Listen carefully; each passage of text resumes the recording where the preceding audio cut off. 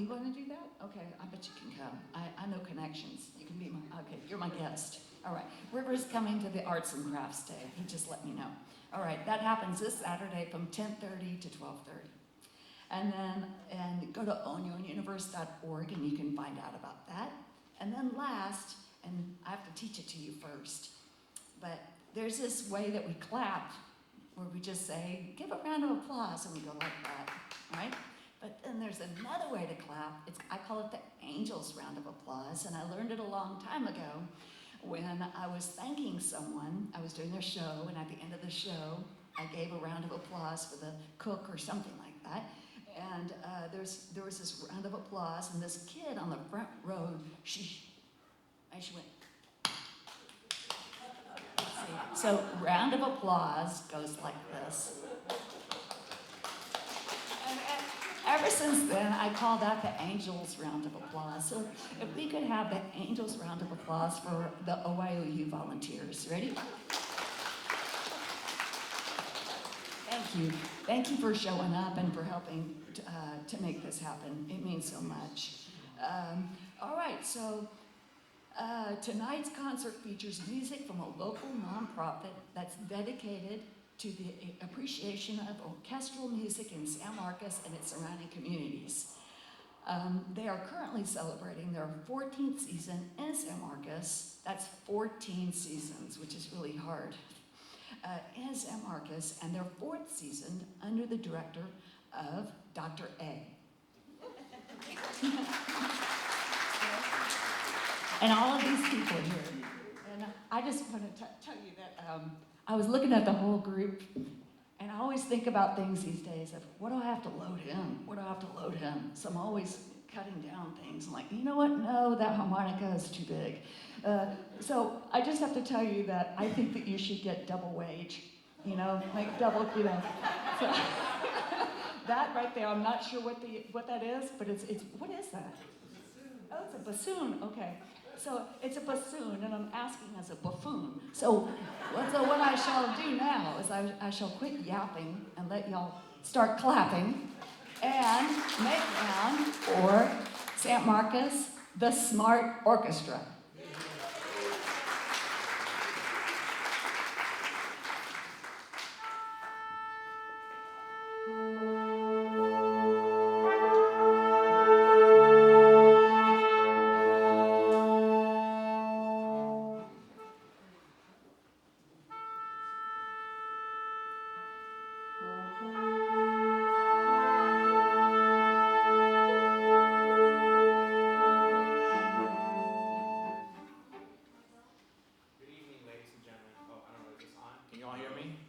Good evening, ladies and gentlemen. My name is Manuel Arambula. I am the Artistic Director of the SMART Orchestra. And I also want to acknowledge our Assistant Artistic Director over here, Mr. Zach Chrisman.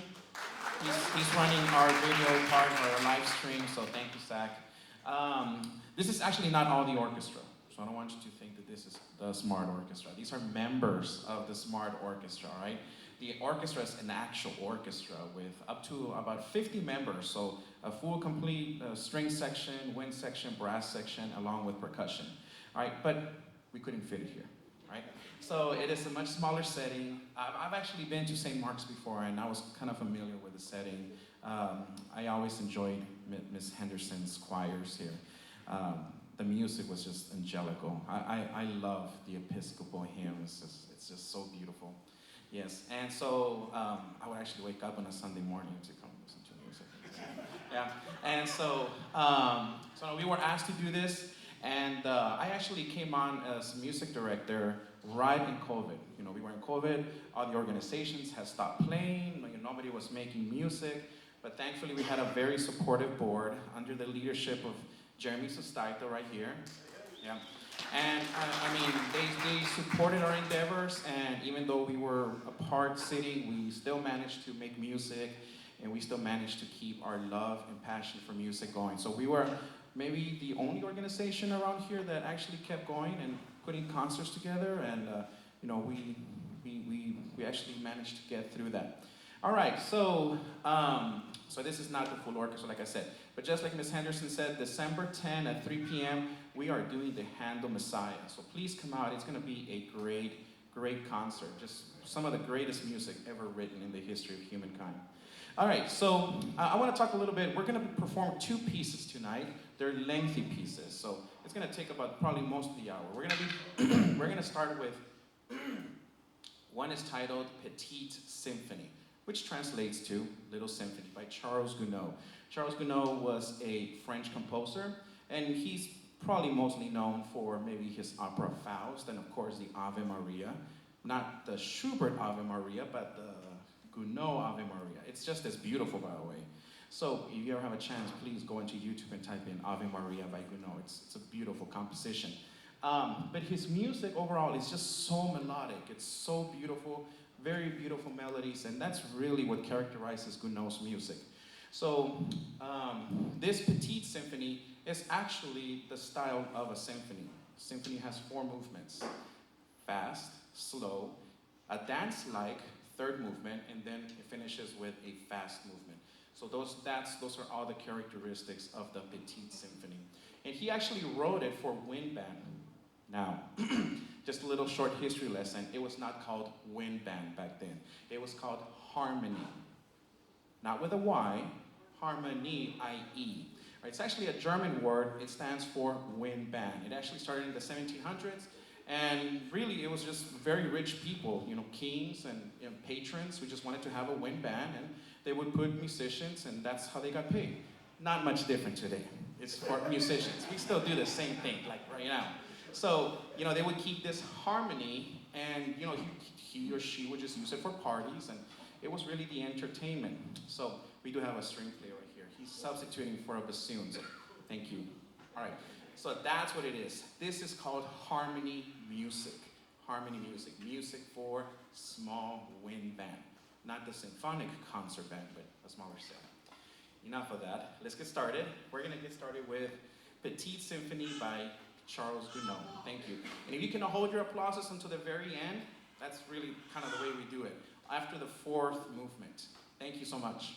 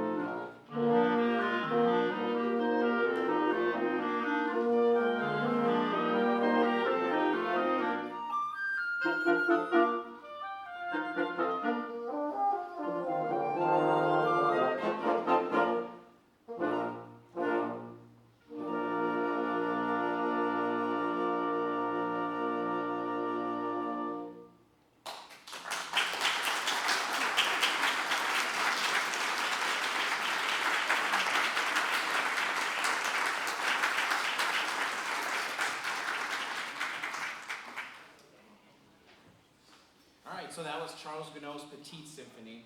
The next piece we are going to do, it's actually four movements. It's a wind suite from the Barber of Seville. Now the Barber of Seville is an opera. It was written by Gioacchino Rossini, Italian, and it's what we refer to as an opera buffa, a comedy. Buffa, like a buffoon, funny. So it's not one of those operas where, like Carmen, where everybody dies, or Tosca throws herself off of the church, and it's nothing like that. This is actually very, very light, very, very beautiful melodies. I really enjoy Rossini's music. It's just so well known, so beautiful, and so this has four movements from the opera, The Barber of Seville, and it is for harmony. Remember, we don't call it wind band. Call it harmony music. All right, and then after that, we'll be open up to questions. So if you have any questions, feel free to ask me openly, or if I'll be over there in the food afterwards. And so if you have any questions, by all means come ask. Also, SAC will be conducting this group as well this Saturday at the Sights and Sounds. At what time, SAC? We start at 9 o'clock. All right, 9 o'clock, right. So hopefully it won't be too nippy out there. So you might recognize this music from Looney Tunes, Bugs Bunny, yeah, where he's doing with Elmer Fudd with this, he's doing that to him. So you might recognize all this music.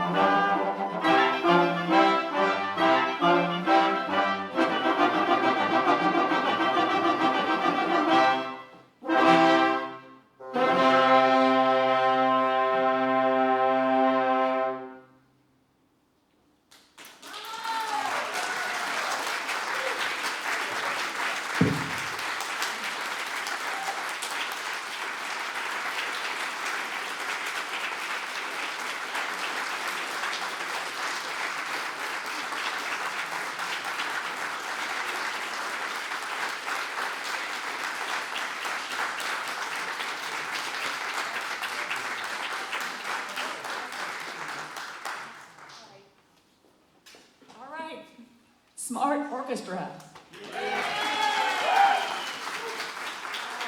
That was a great performance, and we have some questions for you. All right, so the first one is, and I am going to go with, let me think, which one? Okay, clarinet. That's what we'll do. We'll do clarinet. Okay. Well, there's three of them, right? There's two. Okay. We are interested if why the clarinet? What made you pick up the clarinet? Did it speak to you? Was it a piece of music? What made you want to learn to play? I honestly just like the way it sounded. It's such a pretty tone. It's one of my favorite tones that I've ever heard. Okay, so it's your favorite tone. It's something that you heard. And what is your name? Jenna. Okay, this is Jenna. And so was there a song that you heard it in that just rang true to you? What was it? Rhapsody in Blue, and that was it? Also, I'm a big movie watcher, so like Lord of the Rings, that soundtrack, a lot of clarinet. Oh, okay, the Lord of the Rings, the soundtrack for that? Okay. Oh, that's great. That's wonderful how something like that can inspire someone to pick up an instrument and to learn it. Because that's not an easy instrument to play. So it's, yeah. And how about you? So I am actually a product of the San Marcos School District. That's my kindergarten teacher, you guys. 1986, I believe. So, but whenever I went to the school district, I wanted to play saxophone. But to play the saxophone, you had to start off on the clarinet in 6th grade. By the time it got time for me to choose sax, I was first chair clarinet, so I just stuck with it. Just stay. Yep. And then I played sax in high school. Okay. So your first instrument of choice was sax, and then it became clarinet. So why sax? What was it about the sax? It was cool. It's weird. I don't know. I gravitated toward harmonica, and the only thing I can think of about that is every time I would play harp around the house, it would keep the dogs off the couch. So then I just kept playing the harp, and they would run off the couch. But then later on, it became a passion. And it's interesting how we can be attracted to a certain instrument, and it somehow that instrument falls into our lives.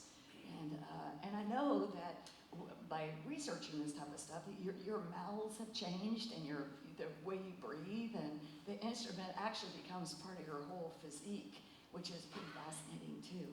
So, does anybody else want to add anything with that question? I do. Okay. I think picking an instrument is about like matching your body type. So I have these like little flat fingertips that seem to work really This is well. so interesting. I'm going to do this. What you're saying is interesting. I have.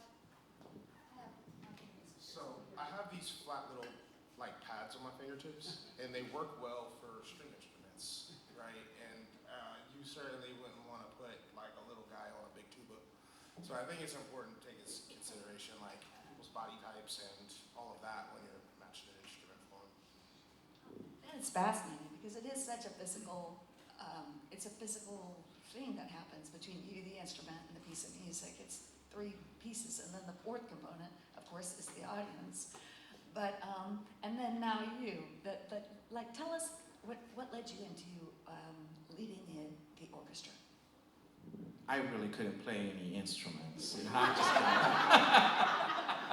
no, I am a saxophone player, but I don't play my saxophone anymore. So it's been 7 years now.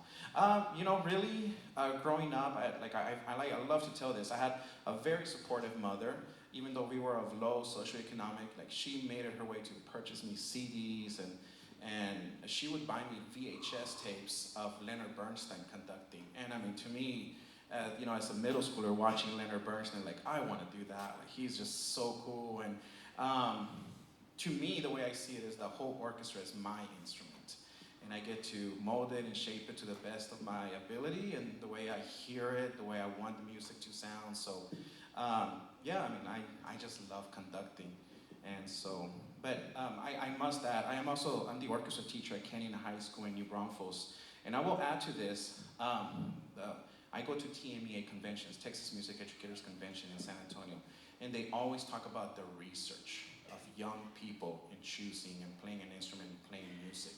And if you look at the SAT scores of high schoolers,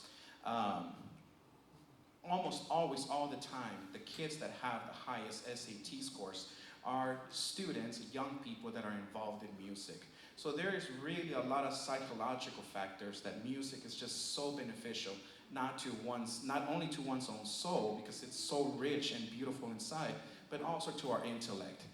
You know, you just learn so much. You learn a whole new language, German, French, especially if you're in choir. And I mean, like I tell my 6th graders, you're learning a whole new language, music notation. To some average person, those black dots are just exactly what they are. Black dots, no, it's a whole new language that we have to teach. And as a developing young person, to them, it just builds them. So if you have young people, you know, grandchildren, you had children and they're going to have children, encourage them to enroll their students in music, because it's just such a life-fulfilling experience to be able to do music until, you know, your last years of your life. So that's all I got to say. I am very proud of what I do and of these musicians. These musicians don't get paid. So, I mean, it's all volunteer, and the SMART Orchestra has really grown in the last few years. I will admit, I didn't know San Marcos had an orchestra when I lived here. But now, you know, we're getting invited to all these events, and I'm glad that we're being out in the community. So please tell your friends. You know, we do have 4 concerts a year. Facebook, SMART Orchestra, look us up. By the way, SMART stands for San Marcos Artist Retention and Training Orchestra. All right, just wanted to let you know this is SMART. Yeah. Well, thank you all so much. Thank you. Yeah. I'd like to compliment your string section.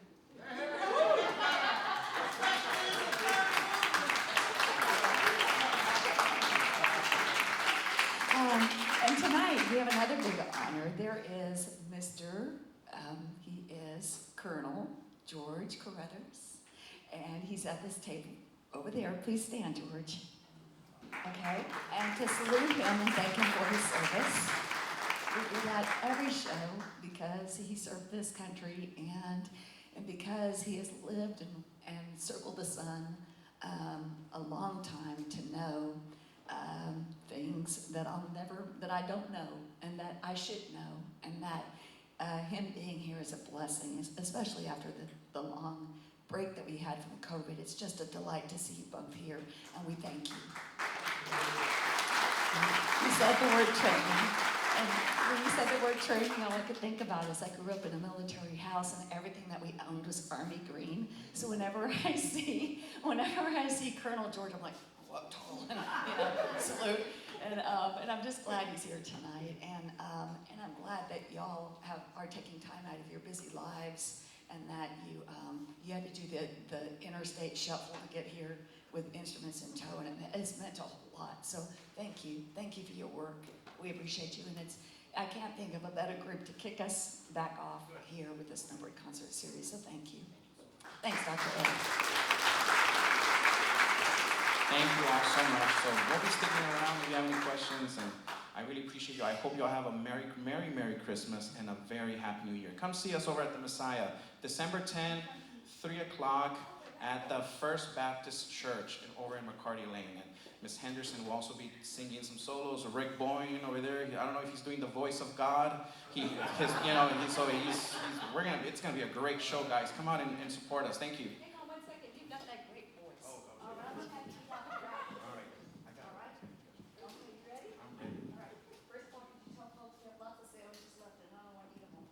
There's not that many sandwiches, and we're gonna take it. So, okay, there's a lot of sandwiches back there, so take the food. Take the food.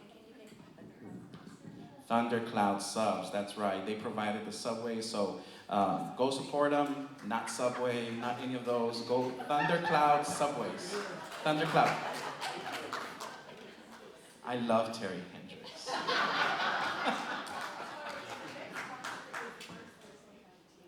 The first concert, whose concert? Oh, okay, this next SNOWBIRD concert is? The first Thursday of January, and it's for the San Marcos River Foundation. Okay, I'm going to hand you a ticket. All right.